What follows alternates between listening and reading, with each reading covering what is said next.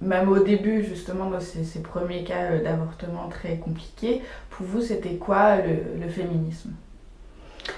Bon, c'était l'égalité homme-femme, en gros c'était plutôt ça. Hein. J'étais, mes parents, enfin mon père était féministe. Il avait un portrait de Condorcet au-dessus de son bureau. Donc nous avons été élevés, ma sœur et moi, dans l'idée de l'égalité homme-femme. Tout à fait. Qu'il fallait avoir un travail, une indépendance économique, des choses comme ça qui n'étaient pas si fréquentes à l'époque dont je vous parle. Je suis né en 1935. Donc là, je vous parle des années 50. Et ce féminisme, ça a pris une nouvelle définition avec l'avortement? Bah, je m'étais déjà bien rendu compte que les femmes étaient quand même assez maltraitées quand elles n'étaient pas dans ma famille. Parce que j'avais été fortement troublée en passant l'oral de biologie animale en première année de médecine. On était une douzaine à se présenter à cet oral et on m'a demandé la recette du pot-au-feu. Quand vous vous attendez à une question de biologie animale, vous restez un peu sans voix. Bon. On était deux filles dans ce petit groupe. Ma copine, ensuite, il lui a demandé si elle savait danser la valse.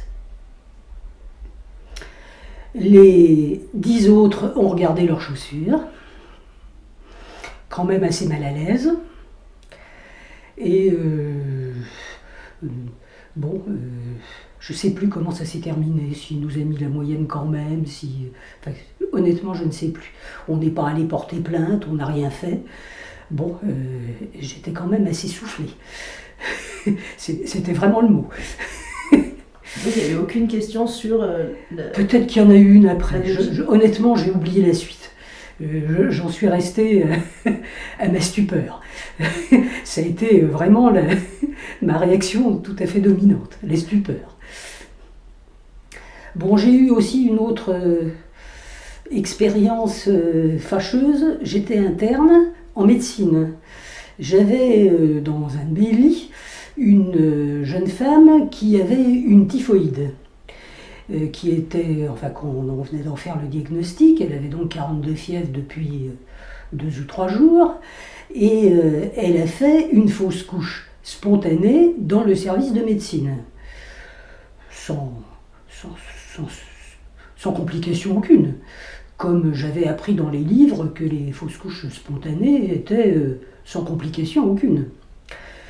Bon, j'étais quand même qu'interne, par acquis de conscience, étant donné que c'était la première fois que je voyais ça, j'ai été me renseigner auprès des chirurgiens de l'hôpital. Ils m'ont dit, il faut un curetage. J'ai dit, ah bon? Bon, enfin, la typhoïde, on la traite que depuis 24 heures, elle est encore fébrile, elle n'est pas... Enfin bon, un curetage, bon, ça voulait dire quand même là une anesthésie, enfin, et puis bon, ça s'est bien passé, et puis j'ai lu dans les livres que... ils m'ont dit non, il faut un curetage, c'est obligatoire. Et a-t-il ajouté, elle mente toujours. Ce que vous prenez pour une fausse couche spontanée, c'est une fausse couche provoquée. J'ai dit non, non, de toute façon, elle était là depuis 3 jours. Et tout ce que j'ai pu dire n'y a rien changé, cette femme a eu son curetage. J'ai bien regretté d'avoir été leur parler. Mais là aussi, j'ai pas su quoi faire, ni où intervenir, ni que dire. Bon, j'étais quand même de plus en plus écœurée